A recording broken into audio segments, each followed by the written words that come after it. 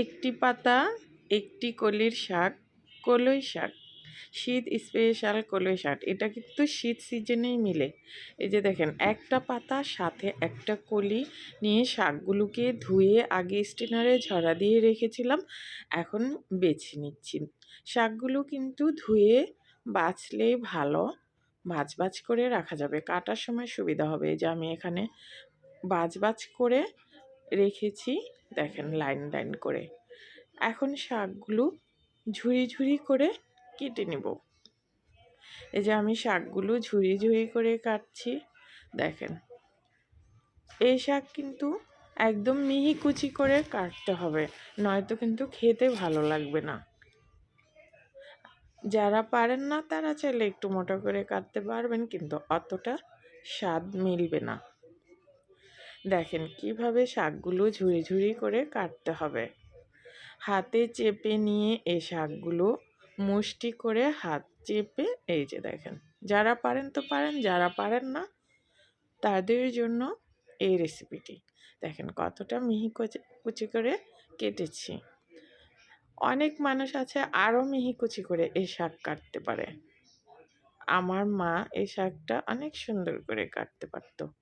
এখন এই যে শাক রান্না করব, নিয়েছি পেঁয়াজ কুচি, কাঁচামরিচ কুচি, আদা কুচি, শুকনো মরিচ, সাথে লবণ আর ওই যে মিহি কুচি কলই শাক। এখন প্যানে পরিমাণ মতো তেল দিলাম। সূর্যমুখী সয়াবিন তেল দিয়ে শাকটাকে রান্না করছি। এখন দিলাম ফোড়নের জন্য শুকনো মরিচ। ফোড়ন উঠে গেলে দিলাম আদা কুচি 1 টেবিল চামচ। আদা কুচিটাও মিহি কুচি করে কেটে নিয়েছি।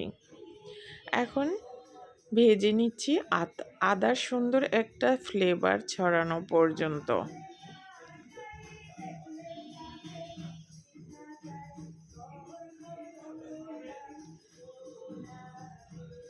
আদার সুন্দর একটা অ্যারোমা ছড়িয়েছে আর ভাজাও হয়ে গেছে। এ পর্যায়ে অ্যাড করে দিলাম 2টা বড় সাইজের পেঁয়াজ কুচি।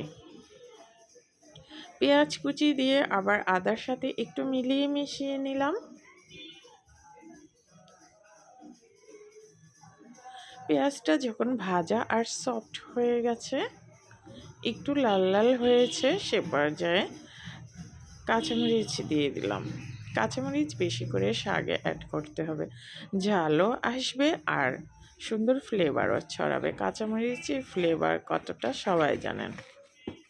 এখন ওই যে শাকগুলো দিয়ে দিলাম, দেখেন কতটা ঝরঝরে হয়েছে, কারণ ওই যে আমি আগে ধুয়ে স্টেনারে ঝরা দিয়ে রেখেছি, পানিটা ঝরে গেছে। আর দেখেন একটু পানি নেই কিন্তু শাকে। এই শাকটা রান্না করলে ঝরঝরা হবে। এখন চুলার আঁচ হাই ফ্লেমে রেখে শাকটা রান্না করতে হবে। চুলার আঁচ কিন্তু কোনোভাবেই কমিয়ে রাখা যাবে না, তাহলে পানি উঠে যাবে, শাকটা টাইম মতো হবে না। আর শাকটা কিন্তু 4-5 মিনিট রান্না করব।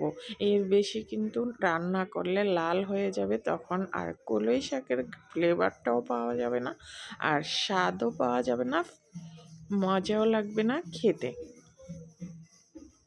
এখন এই যে নেড়ে চেড়ে চুলার আঁচ হাই ফ্লেমে রেখে রান্না করছি, সবুজ ভাব যেন নষ্ট হয়ে না যায়। স্বাদ মতো লবণ দিয়ে দিলাম 1 চা চামচ। এখন নেড়ে চেড়ে মিশিয়ে শাকটাকে রান্না করে নিচ্ছি। দেখেন যেন সবুজ ভাবটা নষ্ট না হয়, সেভাবে শাকটা রান্না করতে হবে। এই যে শাকটা হয়ে গেছে রান্না। এই পর্যায়ে এখন আমি শাকটা সার্ভিং প্লেটে নিয়ে নিব।